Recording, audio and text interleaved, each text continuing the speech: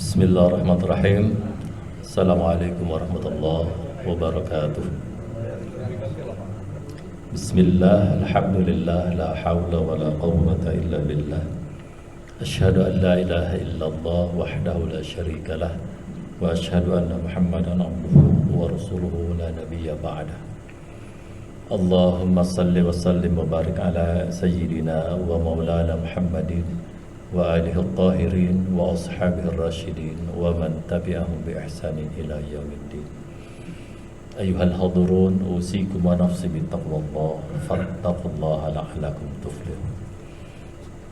Hadirin jamaah tarawih rahimakumullah, alhamdulillah kita bersyukur kepada Allah Rabbul Alamin. Allah memberikan anugerah hidayah kepada kita. Ternyata tidak hanya hidayah yang sudah Allah anugerahkan kepada kita, Allah anugerahkan kepada kita juga berupa taufik. Taufik artinya kekuatan atau kemampuan yang Allah anugerahkan kepada kita untuk kita menaati Allah Subhanahu wa Ta'ala. Sehingga perjuangan kita adalah bagaimana kita memperjuangkan diri agar hidayah itu terpelihara dalam diri kita, kemudian juga taufik semakin meningkat. Jadi nanti kualitas jiwa kita, karena ujung-ujungnya puasa itu adalah menjadi hamba yang lebih bertakwa, adalah ketika kita bisa menjaga hidayah dan taufik, terutama kekuatan untuk kita menaati Allah pada saum ini. Hadirin sekalian, beberapa waktu yang lalu saya diundang ngobrol biasa, ya ngobrol bermanfaat begitu. Tapi sayangnya siang hari ya. Kenapa sayangnya siang hari? Ya kalau siang hari kan bagaimana kita sedang saum. Tapi saya mendapatkan pelajaran yang begitu besar karena diundang di salah satu tempat tempat jajanan di siang hari, dan saya menyaksikan hanya selisih dari 2 meja tempat kami mengobrol bermanfaat itu ternyata juga diisi oleh mereka usia-usia yang tidak jauh beda dengan khatib, kemudian menikmati rokok, menikmati minuman. Saya tahu kalau mereka muslim karena mereka mengatakan pada sesamanya, maaf ya hari ini saya sedang tidak saum, sementara temannya juga salah satu tenanawan ya, maksudnya nggak apa-apa. Hadirin sekalian, di situ mahal sekali yang namanya taufik. Jadi dengan demikian kita juga nggak bisa menjudge, kita nggak bisa menghukumi kafir dong Anda, gitu kan, kafir dong Anda karena Anda tidak saum misalnya. Tidak demikian, mereka kategori tetap muslim, hanya mereka tidak bisa menjaga taufik. Saat itu al-imanu yazidu bil ta'at, al-imanu yanqusu bil maksiat. Iman itu naik dengan ketaatan, sementara iman itu turun dengan kemaksiatan. Jadi ketika mereka terang-terangan berbuka saum, sekalipun hanya beberapa orang, di situ betapa mahalnya taufik yang Allah anugerahkan, kemudian juga betapa mahalnya yang namanya rasa malu. Mereka bisa mengatakan bahwa saya kan makan minum di tempat makan. Kalau yang namanya tempat makan ini tutup, ya kita juga tidak akan di sini, katanya seperti itu. Ya, beda tipis antara kebenaran dengan pembenaran. Kalau kebenaran itu pasti, biasanya pembenaran itu biasanya laki-laki ya. Kalau laki-laki biasa mencari pembenaran seperti itu. Apalagi di hadapan di hadapan para istrinya seperti itu kan. Hadirin sekalian, saat kita saum Ramadan sebulan gitu, kita pasti merasakan lemah secara fisik. Siang hari kita begitu ngantuk dan sebagainya, begitu capek. Ada saat-saat yang kita harus istirahat. Terlebih-lebih kita pun harus memaksa tarawih nanti 8:30, ibu-ibu juga mungkin ngobrol dan sebagainya. Waktu sekitar jam 3 harus bangun, mempersiapkan sahur dan sebagainya seperti itu. Hadirin rahimakumullah, secara fisik memang capek. Kita harus bisa menerima itu. Secara fisik memang capek. Karena ibadah yang memang kita laksanakan itu adalah ibadah yang kita tidak makan, tidak minum, tidak berhubungan suami istri dari terbit fajar hingga terbenam matahari. Gitu. Nah, artinya juga yang Mas Saum kan, saum itu juga bermakna kita bisa menjaga diri kita. Kita menjaga diri kita pada kategori fikih adalah dari hal-hal yang membatalkan puasa secara lahiriah. Nah, ketika kita saum Ramadan kemudian kita lemah, maka nanti secara psikologis bisa tidak kita menahan untuk tidak, misalnya bukan kita tidak lemah, kita bisa tidak yang namanya self control, kita kontrol diri kita untuk kita bisa menahan yang namanya lemahnya kita, selera kita misalnya untuk membatalkan diri, selera kita untuk misalnya marah di siang hari misalkan karena kesel dan lain sebagainya seperti itu. Ketika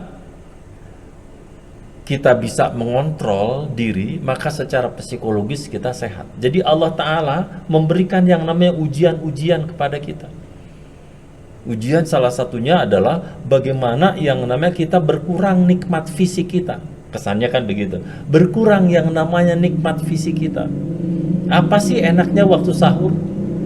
Sementara yang namanya waktu sahur itu kan waktu ketika Allah itu amalan sahur itu, amalan waktu sahur itu amalan-amalan yang kita penuh dengan istighfar kita, taubat kita kepada Allah Subhanahu wa taala.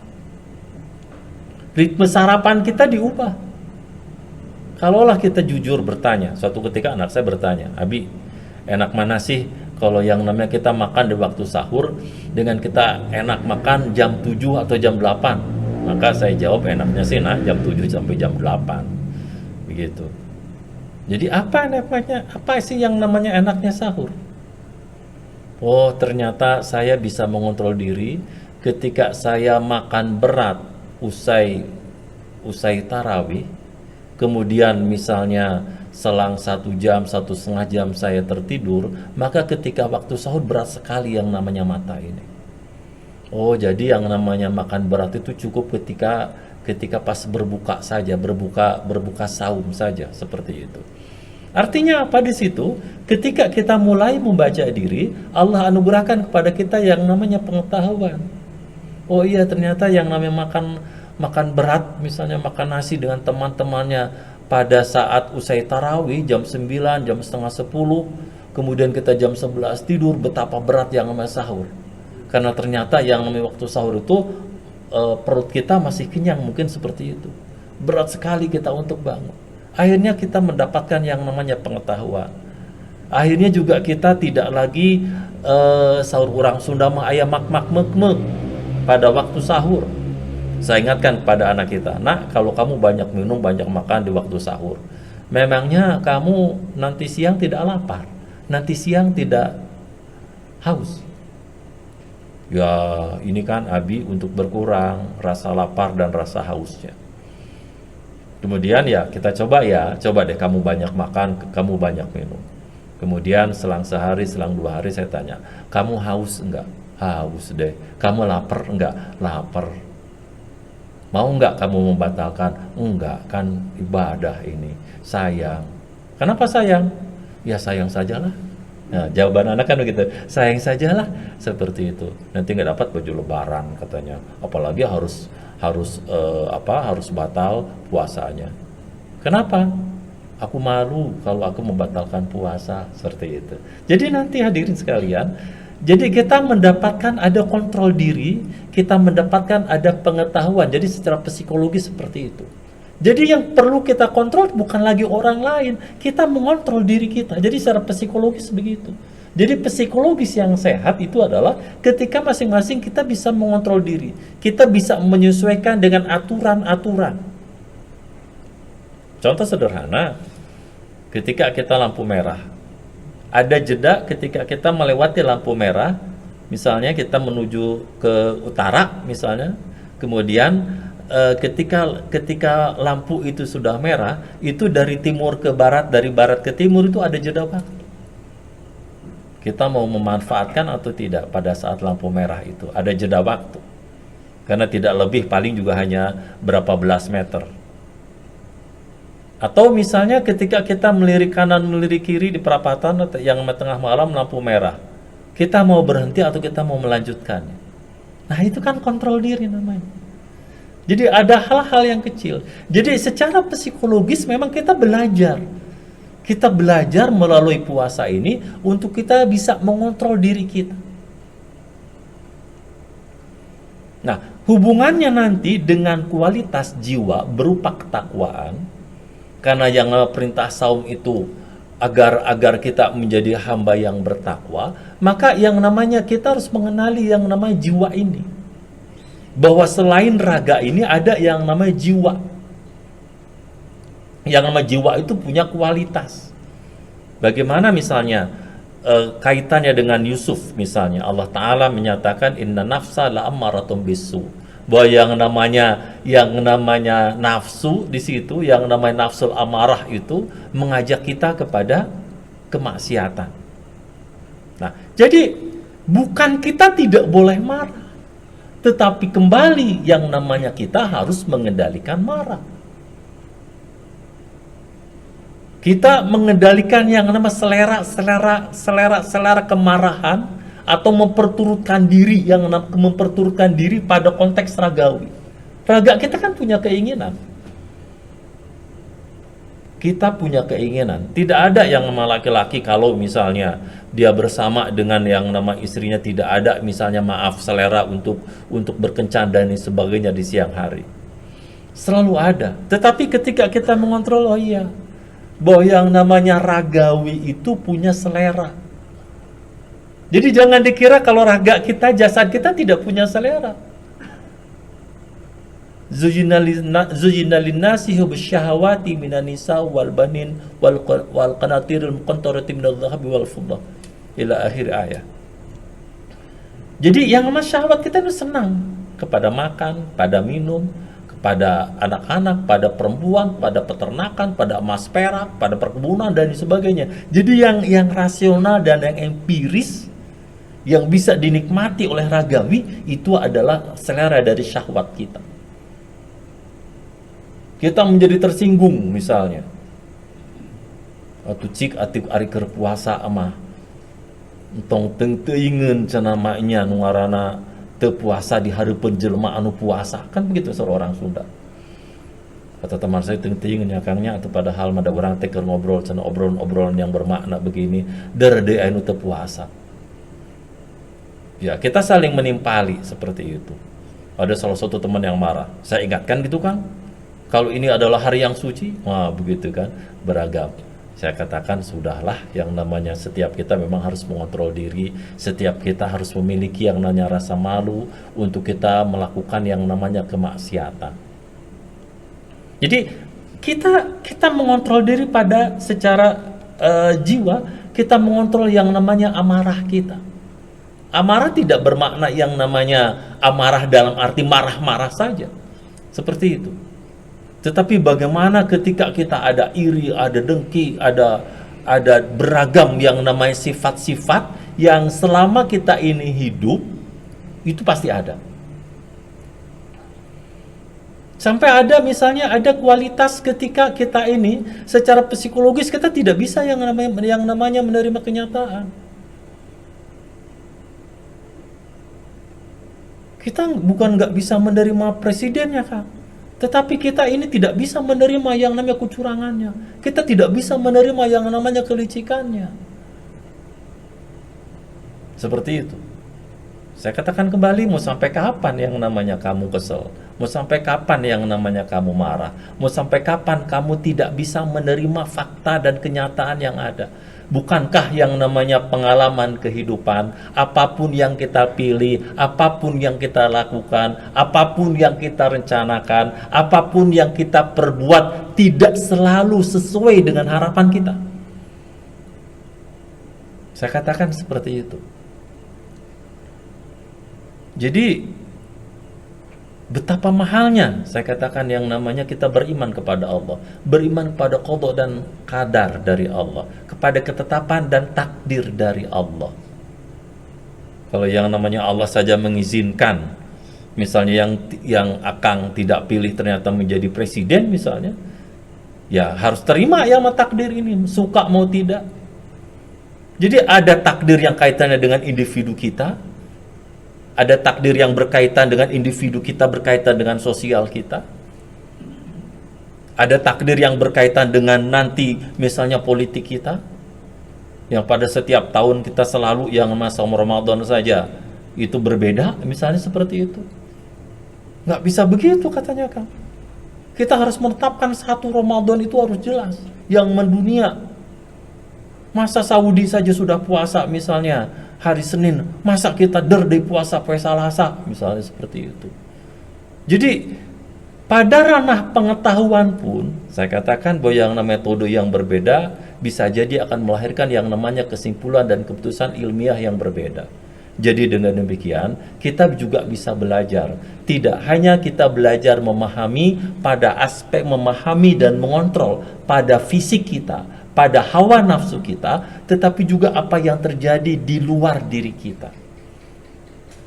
Jadi ketika kita berbicara takdir itu maknanya luas sekali seperti itu. Hadirin sekalian, sampai suatu ketika bagaimana kita sampai pada derajat yang namanya mutmainnah, sehingga ketika Allah menyeru kita, ya ayyatuhan nafsul mutmainnah irji'i ila rabbiki radiyatan mardiyah fadkhuli fi ibadi wadkhuli jannati. Ya ayyatuhan nafsul mutmainnah, wahai jiwa-jiwa yang tentram, ala bizikrillahi tatmainnul qulub, ingatlah hanya dengan mengingat Allah hatimu akan menjadi tentram. Jadi tidak berarti begini, tidak berarti kita mengingat Allah kemudian kita melupakan semuanya. Kita mengingat Allah kemudian kita melupakan kewajiban-kewajiban kita. Kita mencari nafkah dan sebagainya. Tidak demikian. Tetapi kita berupaya bisa tentram pada semua kondisi, pada semua keadaan, dan ketentraman itu Allah yang memberikan. Allah yang menganugerahkan. Karena kualitas takwa itu hanya Allah berikan, nanti dirasakan benar oleh mereka memang yang sudah Allah anugerahkan yang namanya ketentraman. Ketentraman pada semua keadaan. Ada sebuah kisah bagaimana seorang tokoh suci, seorang wali perempuan yang dia dianugerahi 10 anak dengan suami yang saleh. Suatu ketika terjadi wabah, suaminya itu wafat. Kemudian satu persatu anaknya itu wafat, sampai 10-10-nya itu meninggal. Kemudian ketika ditanya, kenapa yang namanya kok kamu ini nampak tenang dan sebagainya, kenapa kok kamu tidak menggugat dan lain sebagainya. Kemudian dia mengatakan semua terjadi karena memang Allah yang menentukan, Allah yang menetapkan atas diri saya. Ini terjadi ketetapan Allah dan ini terjadi juga atas takdir Allah Subhanahu wa taala. Andai itu terjadi pada kita, apakah kita siap? Ya, kalau saya ditanya, Ustaz, Kang, apakah Akang siap untuk seperti itu? Mungkin hati saya siapkan, tetap rasionalitas saya akan menggugat. Misalnya seperti itu. Hadirin sekalian, disinilah. Jadi pada konteks ruhani, pada konteks batin secara spesifik ruhani, maka kualitas takwa itu akan berbanding lurus dengan kita bisa memaknai arti saum. Ketika kita bisa mengisi saum Ramadan itu sebagai anugerah bagi kita. Ilustrasinya begini hadirin rahimakumullah. Ketika dulu misalnya kita masih muda, ini yang jamaah laki-laki, kemudian kita memberikan bunga kepada yang sekarang sudah menjadi istri kita. Istri kita itu bisa menerima. Dulu sebelum jadi istri dia bahagia karena ternyata dari kita diberikan bunga. Mungkin beda kan ibu-ibu sekalian, bunga sekarang berikan pada saya Pak bunga deposito. Bosan nggak laku lagi yang namanya bunga mawar, bunga melati dan sebagainya. Seperti itu. Tetapi bunga itu menjadi berharga ketika kita masih remaja. Mengapa? Karena bunga itu lambang bahwa yang nama kita memperhatikan. Saya senang dong pada kamu. Saya ujung-ujungnya saya mencintai kamu. Yuk kamu menjadi istri aku. Misalnya seperti itu. Itu hanya dengan bunga. Ilustrasinya begitu. Yang menerima pun menjadi bahagia. Berapa sih yang namanya bunga? Jadi hanya bunga saja dimaknai dengan yang lebih besar. Padahal belum tentu. Belum tentu yang namanya saat ini berlaku yang namanya dengan pergeseran nilai dan budaya, belum tentu yang namanya bunga itu difahami, dimaknai lebih luas dari itu. Nah, Ramadan ini 1 bulan yang man soma ramadhana imanan wahtisaban ghufir lahu ma taqaddama min dzambi, man qama ramadhana imanan wahtisaban ghufir lahu ma taqaddama min dzambi. Barang siapa melaksanakan saum Ramadan, barang siapa yang menegakkan amalan-amalan bulan Ramadan, itu Allah ampuni yang nama dosa-dosanya. Tapi ada imanan, puncak imanan wahtisaban. Semuanya harus didasarkan pada iman. Sehingga pada tradisi Syafi'iyah, misalnya usai tarawih ada kita membaca doa bersama. Nawaitu sama ghadin an adai fardhu syahri dan seterusnya.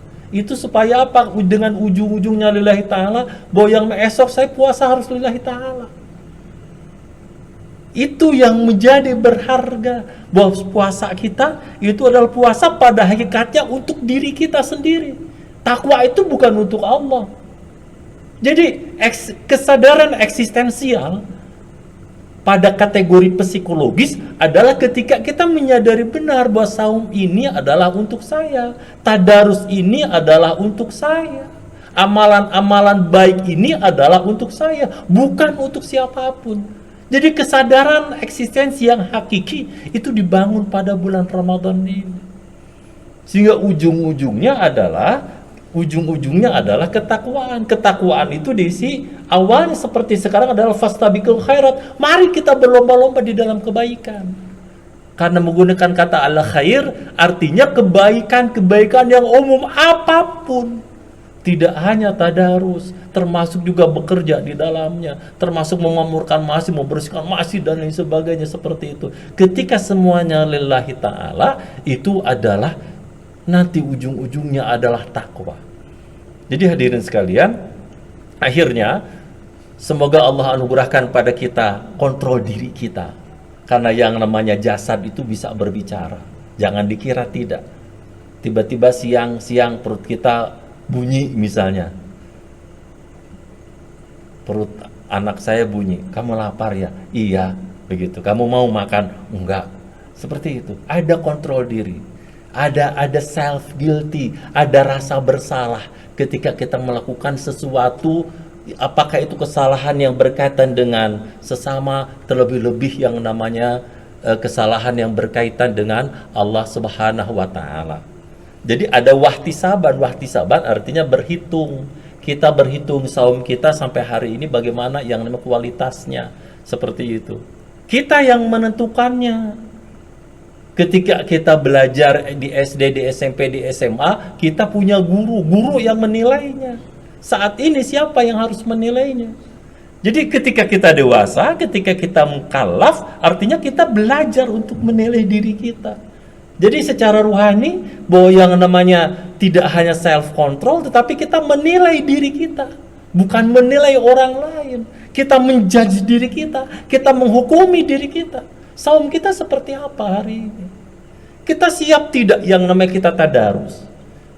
Seperti tadi kata Pak DKM, ada target khatam pada Al-Quran ini. Kita siap tidak untuk kita yang namanya mengisi dengan ibadah tarawih? Kita siap tidak untuk kita melawan yang namanya ba'da sahur itu tidak tidur kembali? Sehingga di masjid kompleks saya ini, saya ba'da subuh ada tausiah bagaimana supaya tidak tidur lagi. Jadi ada bapak-bapak yang idenya cukup bagus. Yuk kita jalan saja keluar, kita jalan ke kompleks orang lain. Kita paling tidak kita 1 jam pulang pergi, seperti itu. Paling tidak kita tidak lagi melanggar hadis Nabi bahwa yang namanya ba'da subuh itu dilarang tidur. Ya nanti kalau nanti waktu duha, ya waktu duha ngantuk, ya kita tidur seperti itu. Tapi kan usai sholat duha katanya seperti itu. Ya itu kan sepertinya akal-akalan, tapi itu positif. Artinya kita sudah memiliki benar. Oh ya, bagaimana ya kita supaya yang namanya ba'da subuh tidak tidur. Ya kita yang lebih tahu. Terlebih-lebih nanti kita mudik, terlebih-lebih yang namanya tiket pesawat, tiket semuanya itu naik dan sebagainya. Kita siapkan yang namanya kendaraan di darat, kendaraan darat kita dan sebagainya. Mobil kita, motor kita siapkan. Yang sudah barang tentu yang namanya biaya itu ada. Sehingga beberapa jamaah masjid saya resah katanya Kang saum ini. Bukan saumnya yang saya resahkan karena saumnya itu saya nikmati. Tetapi yang saya resahkan itu adalah ketika nanti lebaran, kemudian mudik saya ke Jawa Tengah. Maka saya harus menyiapkan semuanya seperti itu.